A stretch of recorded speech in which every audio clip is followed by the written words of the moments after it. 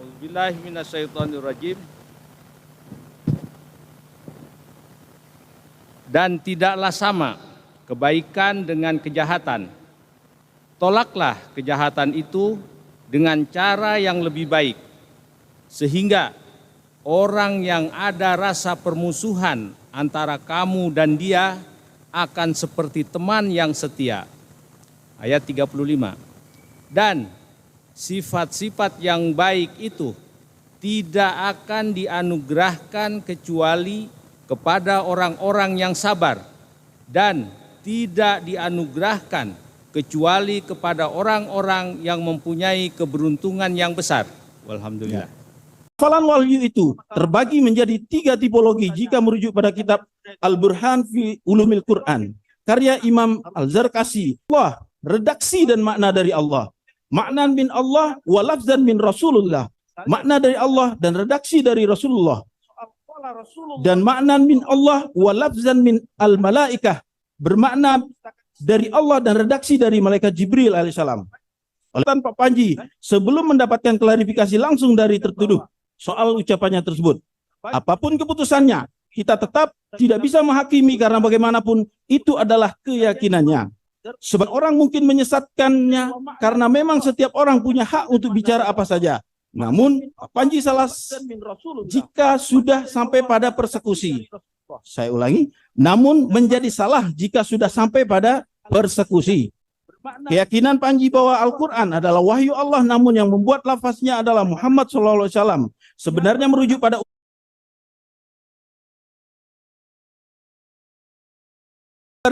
bihazihil alfaz bil lughatil Arab. Jibril membahasakannya, mengartikulasikannya dengan bahasa Arab. Jadi ada 3 pendapat yang berbeda. Kalau pendapat yang pertama, lafaz dan makna itu diambil dari Lauhul Mahfuz, dibawa kepada baginda Rasulullah SAW. Pendapat kedua, Jibril membawa kepada Nabi Muhammad itu dalam bentuk makna saja. Kemudian Nabilah yang membahasakan dalam bahasa Arab. Kemudian pendapat ketiga, Jibril itu diberikan makna, kemudian Jibril membahasakan dengan bahasa Arab.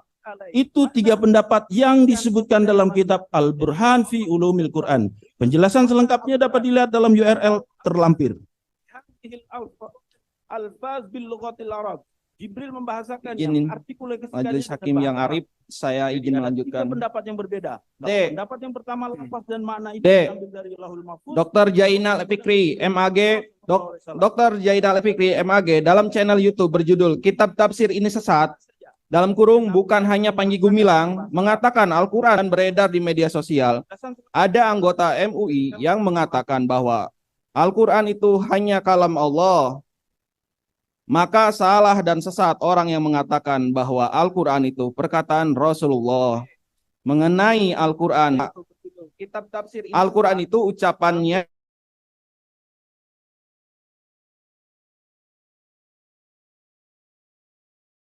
kitab Allah atau firman Allah yang diyakini oleh semua mufasirin dan jumhur ulama.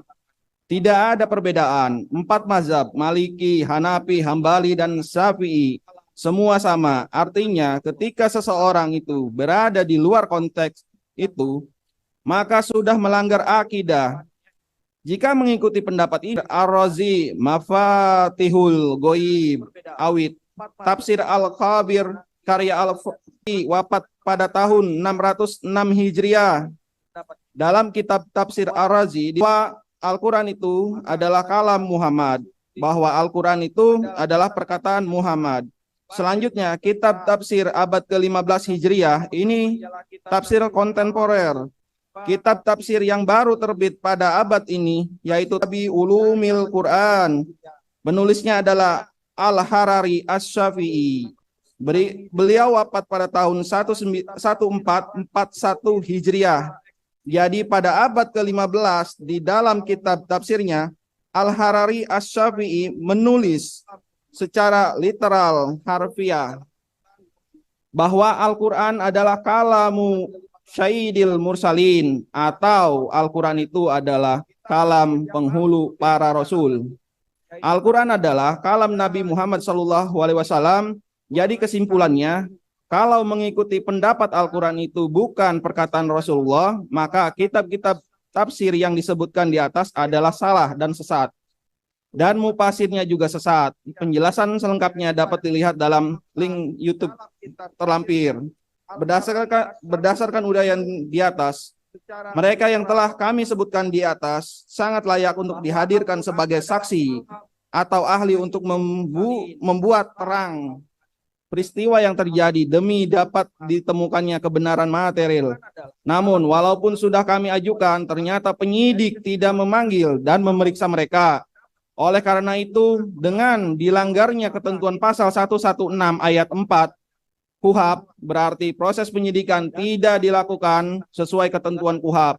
Dan hal ini merupakan pelanggaran terhadap asas legalitas dalam hukum acara pidana yang diatur dalam pasal 3 KUHP.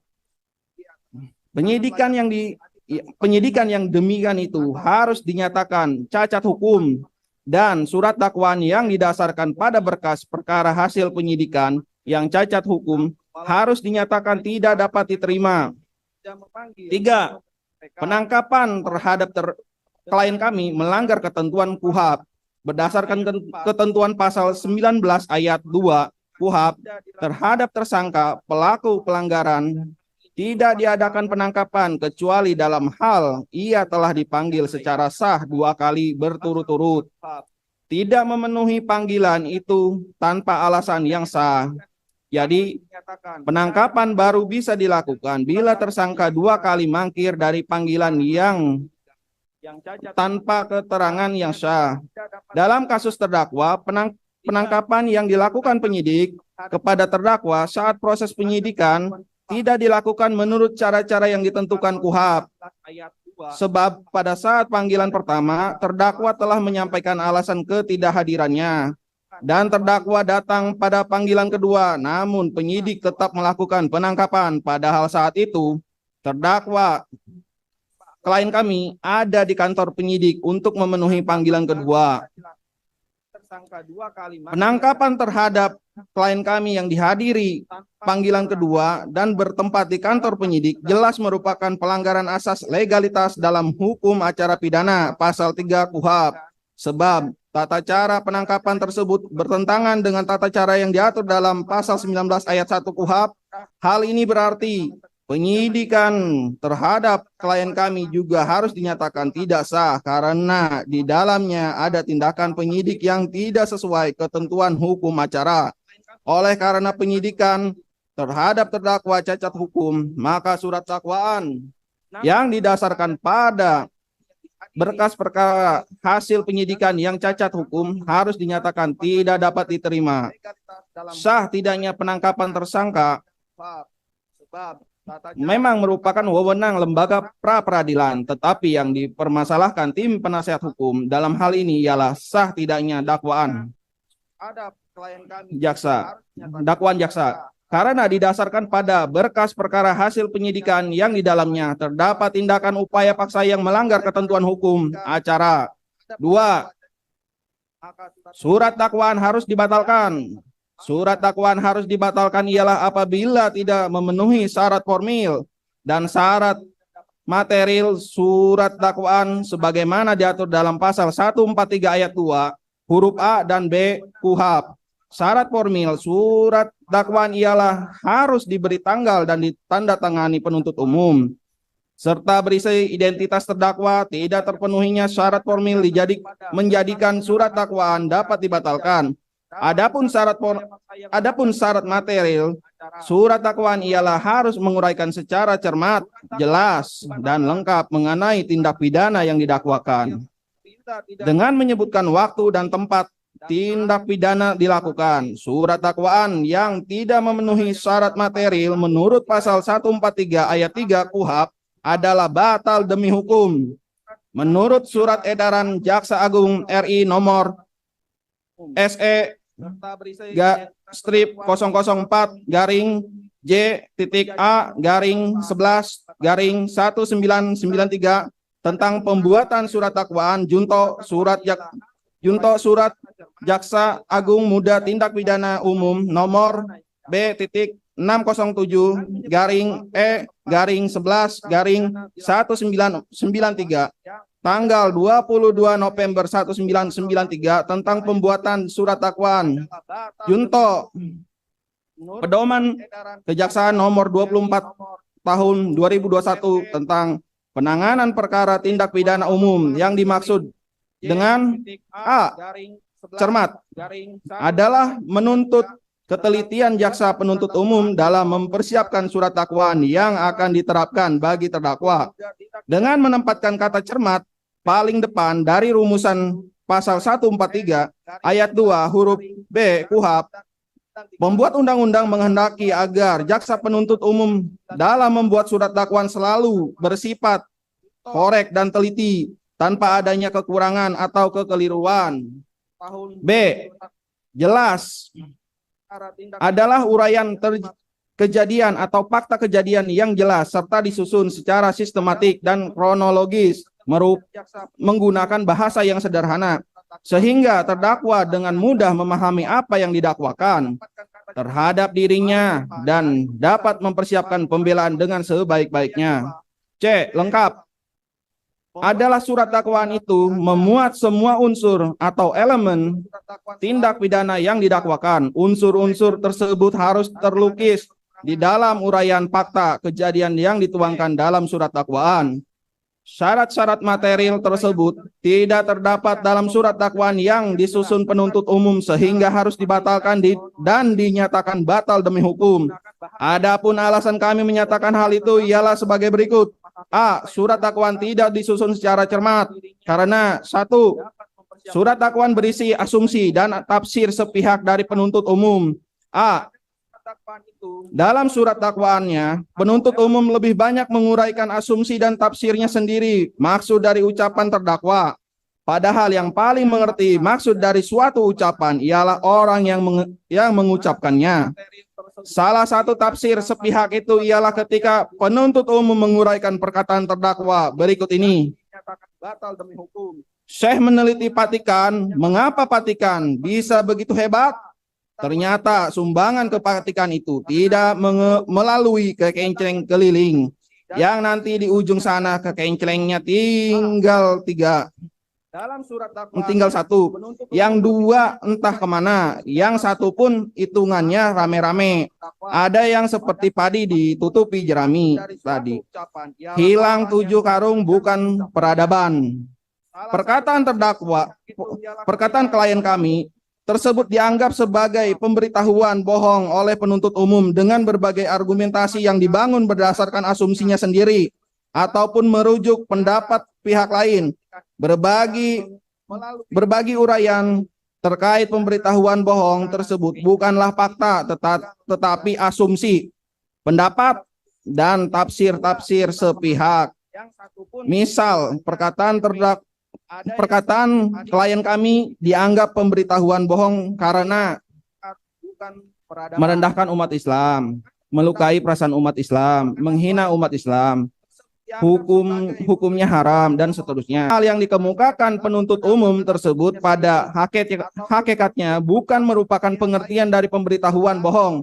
Pemberitahuan bohong adalah pemberitahuan yang tidak benar. Sementara dalam dakwaannya, penuntut umum justru mengakui kebenaran perkataan terdakwa karena pengumpulan sumbangan melalui kotak amal atau kekenceleng merupakan suatu tradisi dalam masyarakat. Hal ini telah kami kemukakan sebelumnya pada pembahasan terkait perkataan terdakwa bukan kebohongan. B. Asumsi sepihak dan juga kekeliruan ialah ketika penuntut umum dalam dakwaan alternatif ketiga menganggap menyebarkan informasi sama dengan membiarkan tersebarnya informasi. Sebab dalam uraian unsurnya disebutkan menyebarkan informasi, tapi dalam uraian faktanya terdakwa dimintai pertanggungjawaban karena membiarkan tersebarnya informasi. Selain itu, penuntut umum juga berasumsi dan membuat kesimpulan sendiri. Kalau terdakwa tahu, kalau saksi Taufikin dan saksi Alfi Satria menyebarkan informasi dan terdakwa membiarkannya tanpa melihat fakta yang sesungguhnya dari keterangan kedua orang itu. Hal ini terjadi karena penuntut umum mengartikan secara sepihak pendokumentasian sebagai penyebaran informasi. Apalagi saat itu penuntut umum tidak melihat secara langsung situasi yang terjadi. C. Dan masih banyak lagi uraian dakwaan penuntut umum yang berupa asumsi dan tafsir sepihak yang keliru. Sehingga dalam uraian dakwaannya tidak semuanya kami kemukakan di sini karena sudah dikemukakan pada pembahasan sebelumnya.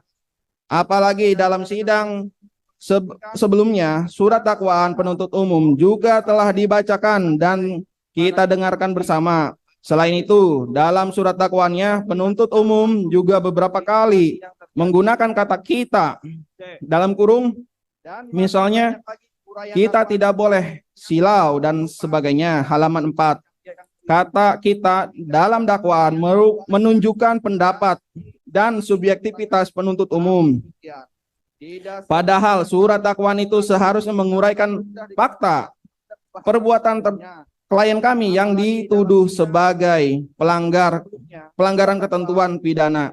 Surat dakwaan yang disusun berdasarkan asumsi, pendapat dan tafsir sepihak serta mengandung kekeliruan dan kebohongan merupakan dakwaan yang tidak cermat dan tidak sesuai dengan pengertian surat dakwaan dalam surat edaran Jaksa Agung nomor 004/JA J.A tentang penyusunan surat dakwaan yang menyatakan surat dakwaan merupakan penataan konstruksi yuridis atas fakta-fakta perbuatan terdakwa yang terungkap sebagai hasil penyidikan dengan cara merangkai perpaduan antara fakta-fakta perbuatan tersebut dengan unsur-unsur tindak pidana sesuai dengan ketentuan undang-undang yang bersangkutan.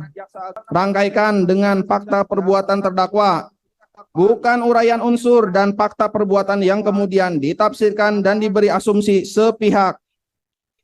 secara sepihak oleh penuntut umum dan dituduh melanggar ketentuan pidana berdasarkan pendapat penuntut umum atau pendapat pihak lain yang dijadikan rujukan penuntut umum. Semestinya penuntut umum mempedomani hal tersebut. Berdasarkan ketentuan di atas, jelas sekali bahwa surat dakwaan itu berisi uraian unsur yang dirangkaikan dengan fakta perbuatan terdakwa. Majelis Hakim yang terhormat, jaksa penuntut umum yang kami hormati, serta persidangan yang kami muliakan. Secara sepihak, unsur tindak pidana yang didakwakan tidak selaras dan bahkan saling bertentangan dengan uraian fakta. A. Dalam dakwaan alternatif pertama, klien kami dituduh menyebarkan pemberitahuan bohong atau patut diduga bohong. Namun, dalam uraian fakta perbuatan, penuntut umum mengakui apa yang dikatakan klien kami benar terjadi di masyarakat. Sebagaimana telah kami uraikan sebelumnya terkait pengumpulan dana amal melalui kekenceleng. Dengan adanya ketidakselarasan dan saling bertentangan tersebut, timbul pertanyaan apakah yang dikatakan oleh klien kami itu sebuah kebohongan atau fakta yang benar yang terjadi. Hal ini menunjukkan kebenarnya penuntut umum ragu dengan dakwaannya sendiri, atau bisa juga dikatakan tidak memahami dengan dakwaannya sendiri. Kalau yang membuat dakwaan saja tidak memahami dakwaannya, bagaimana kami dan klien kami memahami dakwaan tersebut? B. Dalam dakwaan alternatif ketiga, penuntut umum mendakwa klien kami dengan unsur menyebarkan informasi. Namun dalam uraian fakta perbuatannya, penuntut umum tidak mampu menjelaskan dan mengemukakan fakta menunjukkan klien kami menyebarkan informasi. Yang diuraikan penuntut umum adalah fakta bahwa klien kami membiarkan tersebarnya informasi karena penyebaran informasi tersebut dilakukan oleh orang lain. Jadi, tidak selaras antara unsur dakwaan dengan uraian fakta perbuatan. Selain itu, uraian fakta tersebut didasarkan pada asumsi dan kesimpulan sepihak dari penuntut umum karena secara gegabah mengartikan pendokumentasian sebagai penyebab informasi. Hal ini juga menimbulkan keanehan karena orang yang menyebarkan informasi tidak diusut, tetapi yang diduga membiarkan penyebaran informasi justru didakwa dan diajukan ke persidangan oleh penuntut umum. B. Surat dakwaan tidak disusun secara jelas. Satu, keliru dalam mengambil kesimpulan. Selain dipenuhinya dengan asumsi, tafsir sepihak dan pendapat dalam dakwaan, terutama dalam dakwaan alternatif pertama, penuntut umum juga keliru dalam mengambil kesimpulan dan terkesan memaksakan dakwaannya. Hal ini bisa dilihat dari unsur dakwaannya. dengan sengaja menerbitkan keonaran di kalangan rakyat. Padahal dalam ceramahnya klien kami secara tegas menyatakan bahwa dari pernyataan itu adalah agar ke depan ada upaya yang lebih baik dalam pengelolaan masjid. Nah, Syekh punya pemikiran harus dirombak, harus mempunyai lembaga yang nantinya seluruh aspek ditangani oleh masjid ini dan didistribusikan kepada yang berhak mendapatkan distribusi. Nah, itu dibentuklah LKM, Lembaga Kesejahteraan, artinya dari masjid. Jadi, kesejahteraan masjid itu jangan diterjemahkan kesejahteraan masjid langsung, kesejahteraan trek masjid. Jadi ada tanda penerusnya. Artinya kesejahteraan yang diurus oleh masjid. Dari uraian di atas jelas sekali bahwa tujuan klien kami menyatakan sebagai perkataan yang dianggap oleh penuntut umum bohong atau patut diduga bohong bukanlah dimaksudkan untuk menimbulkan keonaran, tetapi merupakan autokritik terhadap umat Islam terutama komunitas Al-Zaitun agar beragama ataupun mengelola sarana-sarana keagamaan secara lebih baik. Adapun munculan keonaran hal itu sebenarnya bukan dipicu oleh perkataan klien kami, tetapi oleh adanya pihak-pihak yang secara masif memotong video ceramah klien kami, menambahkan narasi negatif dan provokatif, serta menyebarkannya ke masyarakat secara masif. Sebagaimana telah dikemukakan pada pembahasan sebelumnya, hal ini bisa dilihat dari tenggang waktu timbulnya kegaduhan di masyarakat dan waktu video ceramah terdakwa disebarkan pihak tertentu pertama kali ke media massa, yakni kurang lebih 7 tahun.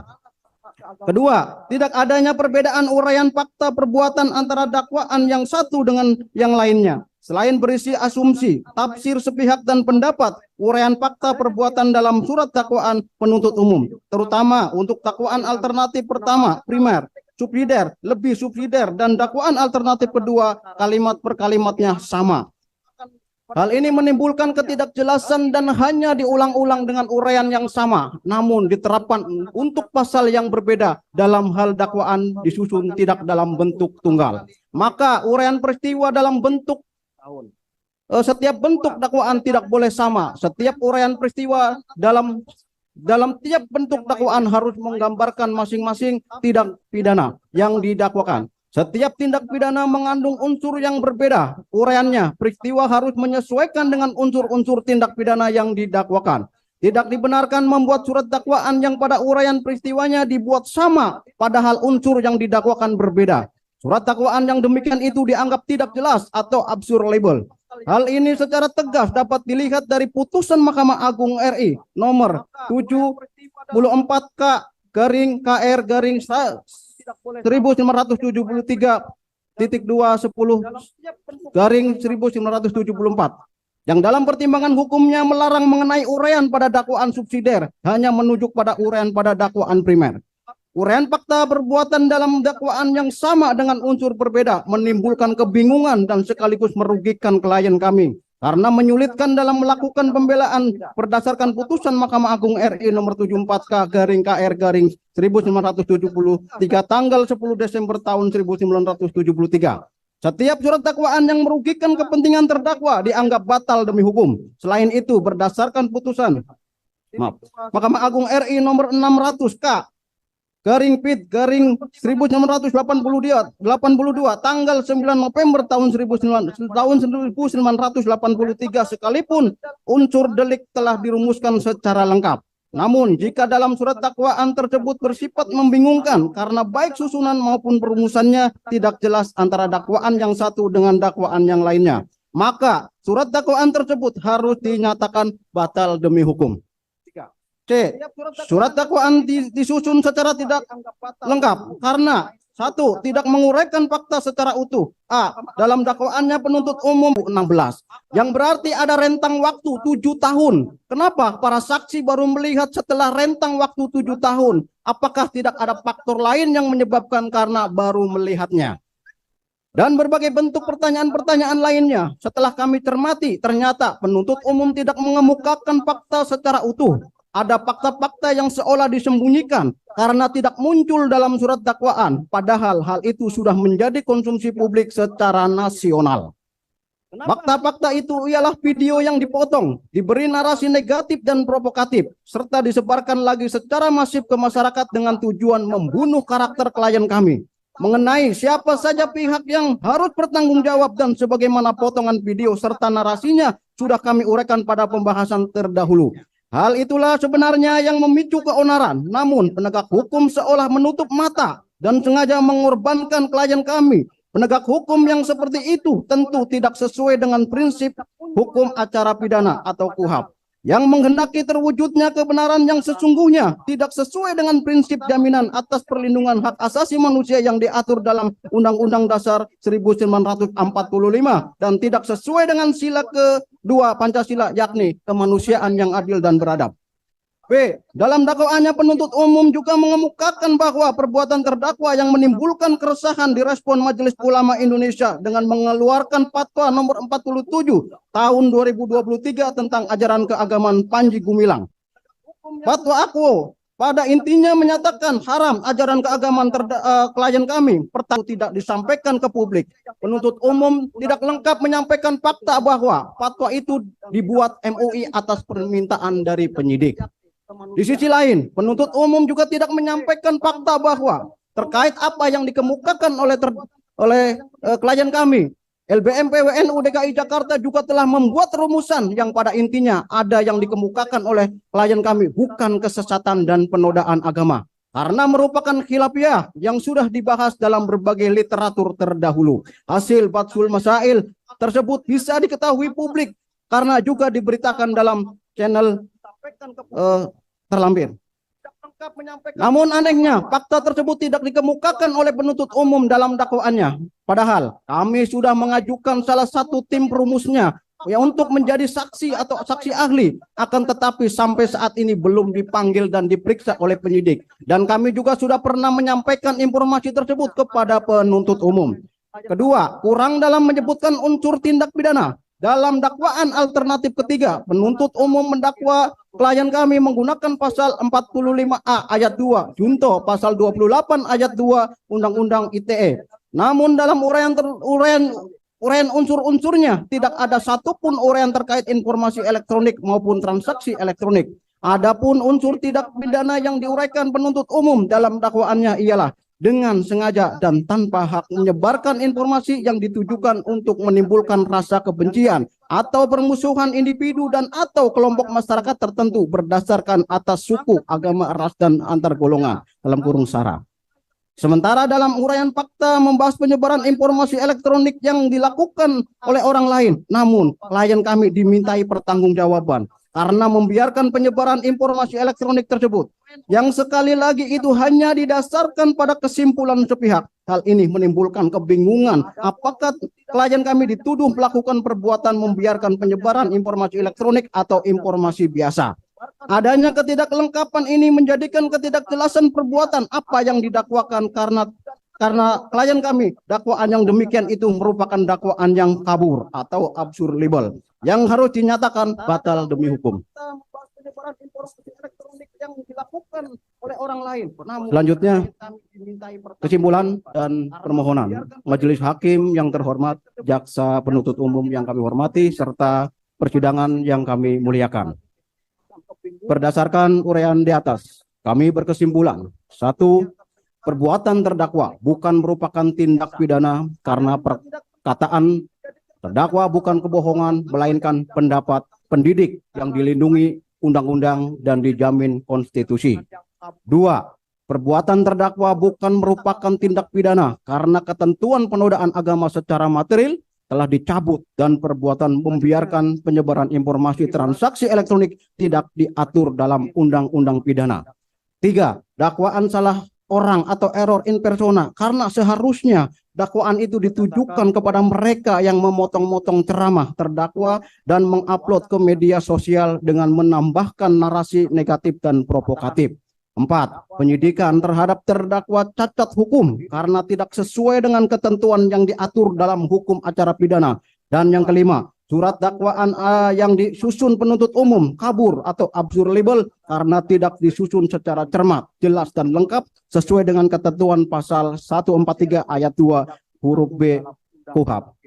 Oleh karenanya demi kepastian hukum, keadilan, dan perlindungan terhadap hak-hak asasi manusia, kami mohon kiranya Majelis Hakim yang mulia yang mengadili perkara ini berkenan untuk memutuskan. 1. Menerima seluruh nota keberatan dari penasihat hukum terdakwa. 2. Menyatakan dakwaan penuntut umum tidak dapat diterima. 3. Menyatakan surat dakwaan nomor rek perkara PDM 138-M.2.21 garing EKU.2-10-2023 tanggal 8 November 2023 batal demi hukum. 4.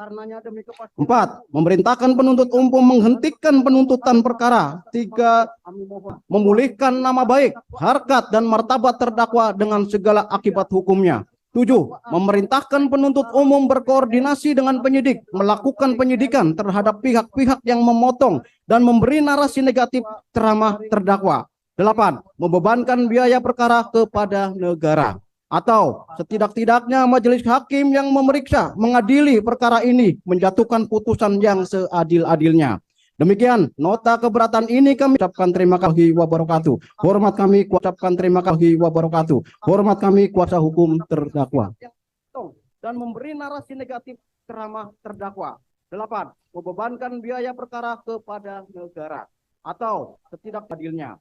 Demikian nota keberatan ini kami bacakan dan serahkan di depan persidangan Pengadilan Negeri Indramayu pada hari Rabu 15 November tahun 2023. Atas perhatian dan bijaksananya majelis hakim kami ucapkan terima kasih. Hadallahu riya'ana wa yakbaduna walhamdulillahirabbil alamin. Wassalamualaikum warahmatullahi wabarakatuh. Hormat kami kuasa hukum terdakwa. Ya. Sudah dibacakan nota keberatan tim penasihat hukum atas nama terdakwa. Dari terdakwa sendiri, saudara terdakwa, ada yang mau disampaikan? Sudah cukup dengan tim penasihat hukum. Tim penasihat hukum ada soft copy yang bisa diserahkan. Ada nanti selesai. Nanti diserahkan ke PTSP di depannya. Diserahkan ada petugas kami di depannya. Aga Pembrianto, Pak siapa? Dari Agung Susanto. Ya, ada dua-duanya. Dari tim penasihat hukum, ya. Untuk kelengkapan berkas. Mengenai ini dari tim penasihat, tim kejaksaan ada yang baru ya Pak ya. Pak Yudianto sudah. Ya. Pak kedua siapa Pak? Hendra.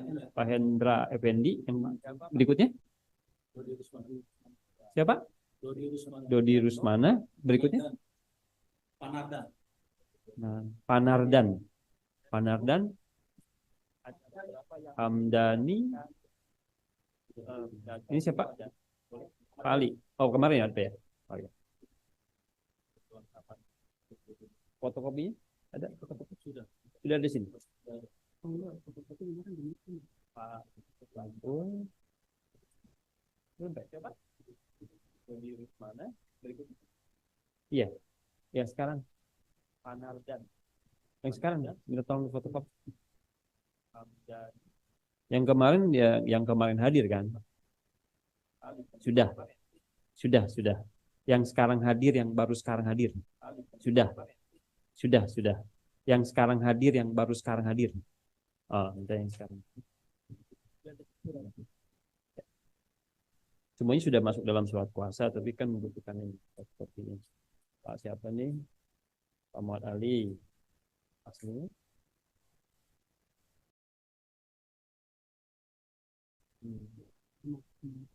Yang lainnya fotokopinya.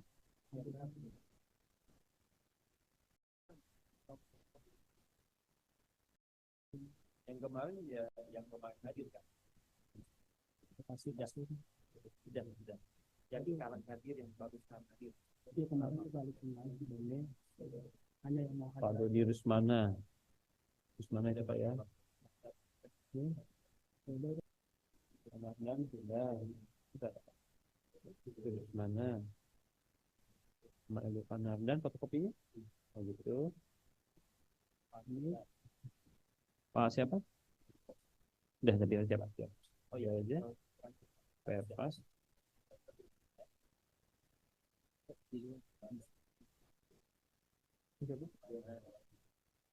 Pak Indra mana? Fotokopinya. Aslinya sudah ada di sini.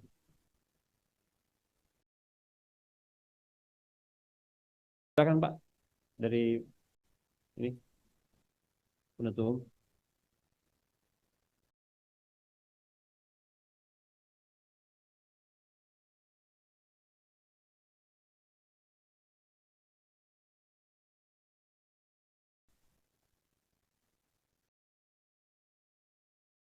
Surat kuasanya sudah masuk semua. Ini buat kelengkapan berkas.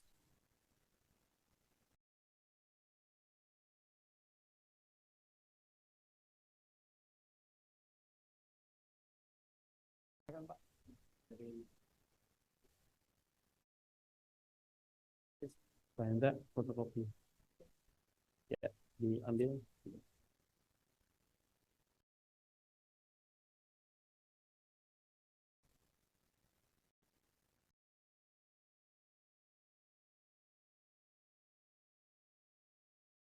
Mana? Penuntut umum? Tidak ada yang keberatan? Ya, untuk Pak Hendra ya, Pak Hendra fotokopinya ya, berita acara sumpah dan kartunya langsung diserahkan di depan aja PTSP ya, Pak ya. Sekaligus dengan soft copy dari eksepsi ini. Baik. Gitu ya. Baik. Setelah persidangan ini. Baik. Gitu. Berikutnya, sidang berikutnya berarti tanggapan dari penuntut umum. Perlu disampaikan, seperti persidangan yang lalu, kita sudah menyusun code kalender dan disampaikan juga oleh kami bahwa code kalender ini hanya pedoman saja, tidak pasti ke depan itu akan sesuai jadwal itu. Termasuk adakan kami sebagai ketua majelis ada pelatihan selama seminggu minggu depan. Jadi tidak bisa minggu depan kita bersidang. Ya, itu langsung dipanggil pusat dari sana, jadi harus saya sebagai ketua majelis tidak sidang, berarti kalau tidak sidang tidak bisa dilanjutkan. Kalau hakim anggota tidak hadir bisa digantikan. Begitu. Jadi untuk tanggapan dari eksepsi dari tim penasihat hukum terdakwa akan dilaksanakan di hari termasuk ada data kami sebagai ketua majelis ada pelatihan jadi tidak bisa minggu depan langsung dipanggil karena jadi harus saya tidak sidang nanti kalau tidak sidang tidak dilanjutkan orang tim anggota tidak hadir juga gitu. Jadi untuk tanggapan hari Senin tanggal 27 November 2023 bisa hari Senin ya penutup hari Senin ya kan kemarin Rabu Kamis karena memang kita loncat 2 minggu jadi ke hari Senin. Nah, nanti apakah putusan atas eksepsi ini akan di minggu ini atau minggu depan tergantung kita bermusyawarah di persidangan berikutnya ya begitu. Ada yang mau disampaikan lagi dari penuntut umum? Cukup dari tim penasihat hukum terdakwa? Ada yang kami mau sampaikan yaitu Ya. permohonan berobat untuk klien kami. Permohonan berobat. Bisa hari Senin. Ya, untuk hari Senin ya. Kan kemarin Rabu Kamis kan memang kita loncat 2 minggu jadi hari Senin. Nah, jadi apakah tuntutan atas eksepsi ini akan di minggu ini atau minggu depan dari kita sekarang di sidang ya begitu. Ada yang disampaikan lagi dari penuntut umum? Cukup dari tim penasihat hukum terdakwa? Ada yang mau sampaikan Ya. Permohonan berobat.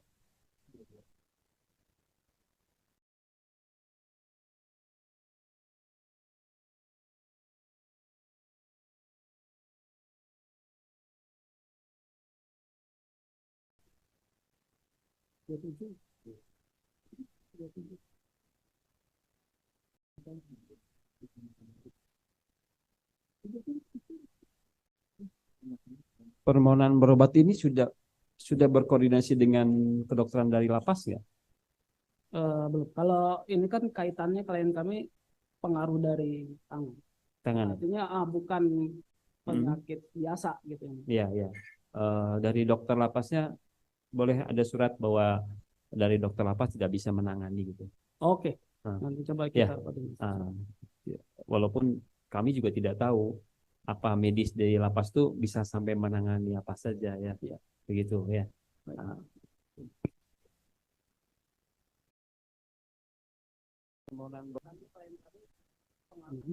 Pendidikan medis.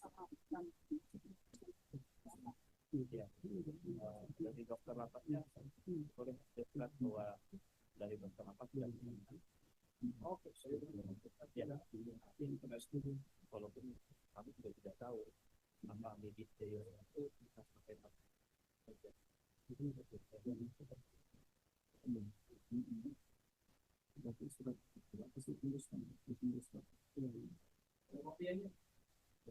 Kopiannya belum kita kopi.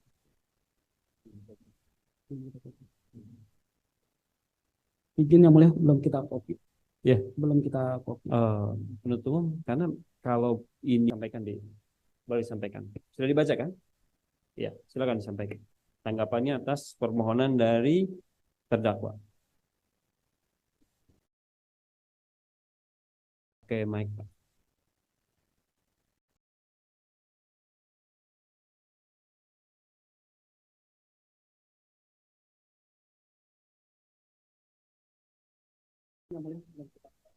Ya. Kalau ini kan mengenai ya nggak ada kopiannya. Ya, nanti kita. Terus ini dalam permohonan ini ada lagi cukup Pak ya. Nah, ada permohonan ini tidak menentukan kapan mau dilakukan pemeriksaan ya. Ya, kalau di dalam keterangan sebelumnya itu kan bahwa minimal klien kami itu 1 pekan itu 2 kali ya. Pemeriksaan yang secara intensif itu. Di dalam di mana maksudnya Pak? Ya, maksudnya semenjak perkara ini berlangsung ini belum pernah. Nah, makanya berarti semenjak di penyidikan ya, sana. semenjak di penyidikan. Maka ini kami mohon, kami buat surat permohonan ini. Jadi memang sudah mulai ada pemeriksaan. Tapi tanggalnya tidak ditentukan Pak. Oke. Tidak ditentukan dalam suratnya tidak ditentukan kapannya. Iya, oh baik. Koreksi. Rumah sakitnya rumah sakit Boromius ya. Ya. Rumah sakit Boromius untuk dilengkapi berarti Pak ya. Baik. Nah, karena kami majelis tidak bisa menentukan kapannya kan. Oh, baik. Ya kan misalnya kami menentukan tanggal yang ini 14 ya, misalnya minggu depan. Lah, yang mau diperiksakan bukan majelis ya. Bisa dipahami ya? Ya. Nah, yang mau diperiksakan terdakwa. Jadi mungkin kondisi di rumah sakitnya bagaimana, sudah ada janjinya dengan dokter yang saya tidak tahu kondisi secara parah atau tidak ya, dengan dokter di sana yang memang biasa menangani terdakwa. Jadi dijanjikan dulu misalnya jam berapa, tanggal berapa, jam berapa sampai jam berapa, dan ada surat keterangan dari lapas bahwa memang kedokteran di lapas itu tidak bisa menangani apa yang dialami oleh saudara terdakwa. Ya. Mengapa begitu? Kalau mengenai berobat itu kan kemanusiaan, ya saudara terdakwa ya. Silakan saja, ya kan? Silakan saja kalau berobat. Kalau memang tidak bisa ditangani oleh kedokteran lapas, ya kan? Apalagi dengan umur saudara terdakwa yang 78 tahun di sini ya, begitu. Tapi ada waktunya nanti. Kami kalau memang kami berusaha mengabulkan untuk dicek ya, diperiksa kesehatannya, kami akan melakukan penetapan dan yang melaksanakan penetapan kami adalah penuntut umum. Penuntut umum akan berkoordinasi kepolisian tentunya kan harus ada pengamanan juga sampai di sana. Ya, begitu ya. Jadi memang sudah intinya begini, saudara terdakwa ya, ini sudah diterima sama kami ya, ada juga rekam medisnya, tapi kami belum ada di sini kapan mau dilakukan pemeriksaan. Ya, hari apa, tanggal berapa, jam berapa. Ya, apakah membutuhkan waktu seharian, begitu kan? Gitu.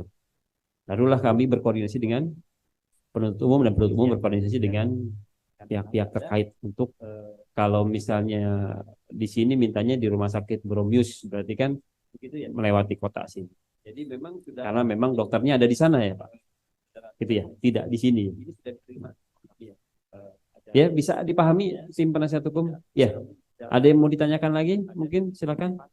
Ya, baik Yang Mulia. Berkait dengan koordinasi waktu, kami akan sinkronisasi antara pihak rumah sakit, karena kalau dari pihak rumah sakit sudah, tinggal dari pihak lapas. Ya. Mungkin nanti waktunya, tanggalnya akan kami pastikan, selanjutnya akan kami sampaikan ke Yang Iya. Mulia. Kita Melalui sidang lagi tanggal 27 27. Baik, Yang November. Mulia. Karena memang dokternya ada di sana ya. Tidak di sini. Ya, berarti penasihat hukum permohonannya minta tolong diperbaiki. Ya, Permohonan diperbaiki. berkait dengan koordinasi Ya, begitu dari penutup umum ada yang mau disampaikan? pihak rumah sakit, karena kalau dari pihak rumah sakit sudah, tinggal dari pihak lapas. Ya, mungkin nanti waktunya, tanggalnya akan kami pastikan. Proses seandainya pengadilan mengabulkan permintaan tersebut, proses keamanan pada terdakwa ini, dan sekiranya itu harus dibawa ke luar wilayah daerah hukum pengadilan negeri Indramayu agar dipertimbangkan juga demikian. Ya, untuk terkait itu makanya perlu dikoordinasikan apakah perlu sesuai permohonan atau memang bisa begitu. Kalau misalnya apakah memang dokter yang memang menangani di sana harus ke sana ya, waktu pengalihan tahap 2 pun ke sini juga dari mana, Jakarta ya, dari Jakarta gitu. Secara yuridis terdakwa ini penahanan di kami ya, tapi secara fisik kan di sana ya, di lapas ya, dan penuntut umum punya kewajiban untuk menghadirkan terdakwa di persidangan, begitu ya, begitu. Nah, jadi kalau misalnya diperiksa, apakah diperiksa di sini harus dari, saya tidak medis, tapi tentunya kalau sudah ada rekomendasi ini sudah diperiksa terdakwa sudah diperiksa ini di rumah sakit Boromius ya selama ini, begitu. Gimana? Iya, selama ini di Boromius kan. Jadi mungkin rekam medisnya di sana Pak ya. Rekam medisnya di Boromius. Ya, Boromius. Kalau ditangani di sini berarti dari awal lagi begitu. Ya. Nah, itulah itu kan hak masing-masing ya. Nah, ini kan untuk kemanusiaan ya. Ini kan begini ya Pak ya. Itu konsekuensi kita. Ya, begitu ya. Selama terdakwa kooperatif, penasihat hukum kooperatif, penuntut umum kooperatif, kita jalankan sesuai dengan hukum acara ya, supaya kita berharap juga ini kan persidangan bisa cepat selesai tentunya kan. Ini salah satunya faktor kesehatan itu menjadi faktor utama dalam persidangan. Awal terdakwa masuk, apa yang ditanyakan? Apakah saudara dalam keadaan sehat? Gitu kan. Itulah faktor utama. Gitu ya. Nah, minta tolong dipahami semuanya ya. Beruntung Anda sampaikan lagi? Cukup penasihat hukum? Cukup sudah dipahami ya maksudnya. Ini mau tolong diperbaiki permintaan dari penuntut umum supaya dikasih juga. Jadi ada 2 ya, karena penuntut umum pun harus mengambil sikap ya, atau istilah mengambil apabila misalnya permohonan itu atas dasar kemanusiaan gitu. Berarti kan harus dilaksanakan penetapannya gitu ya. Dan gitu ya. Ya, cukup. Ada yang mau sampaikan lagi terdakwa? Cukup. Masih dalam keadaan seperti Pak ya. Ya, oke. Jadi gimana? Kecuali itu. Oke, yang penting sehat. Ya. Begitu. Jadi sidang akan dilanjutkan lagi hari Senin tanggal 27 November 2023. Jam 9 waktu Indonesia Barat dengan acara tanggapan dari penuntut umum atas eksepsi atau keberatan dari tim penasihat hukum terdakwa. Dan ini sidang